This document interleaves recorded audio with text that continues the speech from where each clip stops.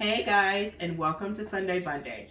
So today I'm going to make one of my all-time favorites that I always make, and that is tacos. So let me give you a little background.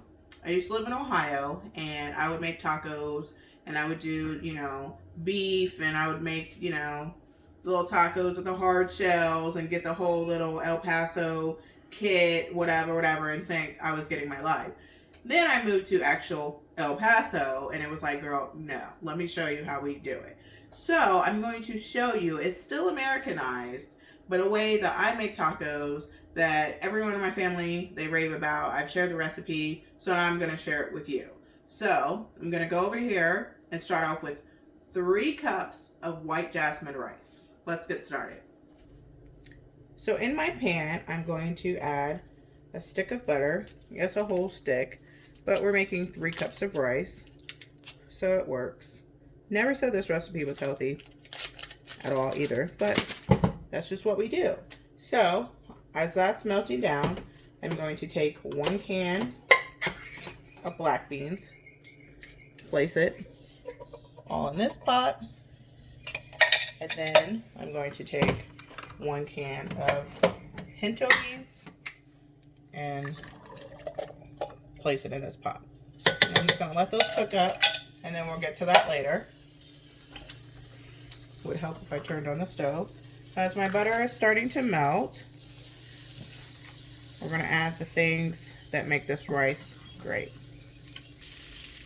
So now my butter is melted, and I'm going to add 2 small cans of tomato sauce. And then we get a little, not that spoon, get a little spoon and stir it around.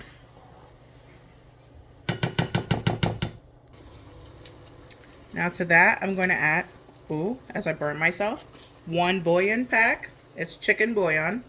I usually buy the Knorr. I'm going to sprinkle over some cilantro. And this actually was fresh. That's why it's hard to come out, because I have a dehydrator. So I dehydrated some cilantro, and so it's not exactly coming out like I want it to. And then I'm going to add some adobo. You want a pretty good amount, but not too much, because you don't want it to be too salty. So I'm going to add a little bit of chopped up parsley as well. And then I'm going to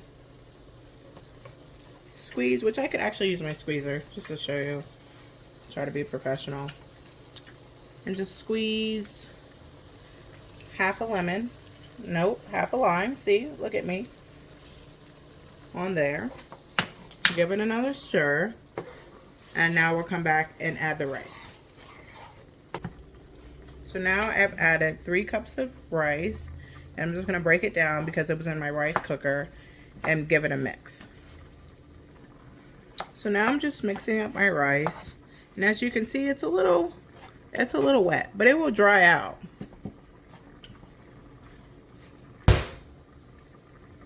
So now I have to give it a little taste. It's actually really good. I don't even need any lime. Honestly, I've made this so many times that, I mean, hello, go figure. So now we just want to remove it and place it in a bowl and finish getting everything else ready. So here's our rice. So here are my beans. They're nice and smoky because they're already cooked down, and I'll show you how I make those. So now I have my beans in a bowl. I didn't strain it because when you mash them up and let the beans dry out, you don't want it too dry, but sometimes my kids like it dry and kind of pasty because they like to spread it on their taco. So I'll show you how I do it. So take some lime, squeeze it in there, sprinkle some adobo right on top, just enough to cover it. Take a potato masher and start mashing them. So I finished mashing them, and I'm just giving them a little pat down like this. And that's it, because they're going to dry out and be ready to go. So here are my black beans. With these, I actually strain them just slightly, not too much. And do the same thing. Cover it with adobo. Squeeze some lime and give it a mash. My kids will actually eat more of the black beans than the pinto beans, which you see are already starting to dry. So I don't have to mash it just too much, but if you want to mash it down more, you can. So now I've added two pounds of ground turkey. You can use steak, you can use chicken, you can actually use hamburger, but I don't know what it is with the ground turkey. I just feel like it just has the best flavor. Plus, when it gets all cooked up, there's water in the pan. You don't have to strain it and get some of that fat out. You could just add your seasoning right to it.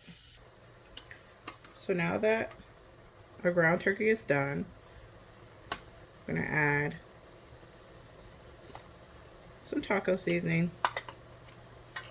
They say 1 pack per pound, so I'd use 2 packs, but I always keep mine in a jar and have a bunch of it and get like a big thing of it because I make tacos for my family often.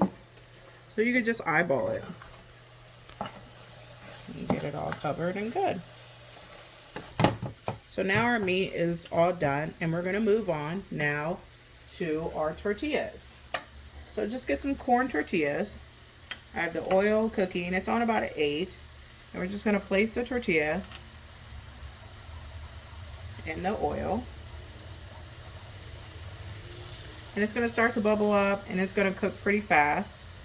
You can move it around. You can get it down in there. Sorry, I have a piece of parsley that I was trying to see if it was done.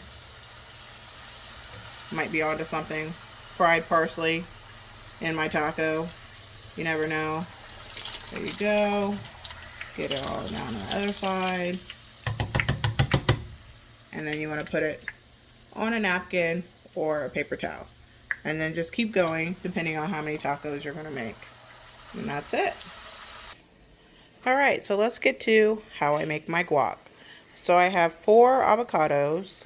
They're semi-soft. They're pretty soft. I have some fresh parsley. I have some dehydrated cilantro. You can use dried.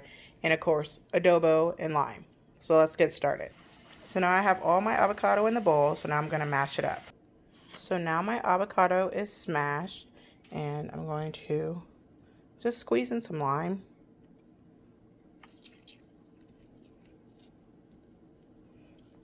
Depends on how much lime juice you want, but usually I end up squeezing both limes in it. Take some fresh parsley, throw it in there. Sprinkle in some of your dehydrated cilantro or cilantro that you just bought in the store. Sprinkle in some adobo. I usually just like to layer the top and then mix it up. There you have it, and there's my guac. You could actually put it in a blender if you wanted, but we always like it thick and chunky. And the key to keeping it green, take your seeds, plop them in there, mix it around, and it will keep it green and fresh. So now let's plate up our food. I have my 2 tortilla shells that I've fried. So now I'm just going to add some salsa. You can actually add some tapatio. It's what my husband likes. He likes to add the tapatio instead of salsa. You could do hot sauce, whatever you want to do. And then put some sour cream on. I usually use the Mexican sour cream, the creme fraiche, but because we're quarantined, I had a hard time finding it, so regular sour cream works, but I usually use the creme fraiche because it's lighter and it's just easier to just spread it on. And then you want to add some guac. Let's get a little bit of guac. We can add it on the taco or put it to the side. I'll just put it on the side. You see how it's still vibrant and green? That's because I used the big seeds in it. Let's add a little rice that we made. Here's a little bit of the rice. Making a hot mess. But there's some of the rice. And then we can add a little bit of black bean. As it's messy.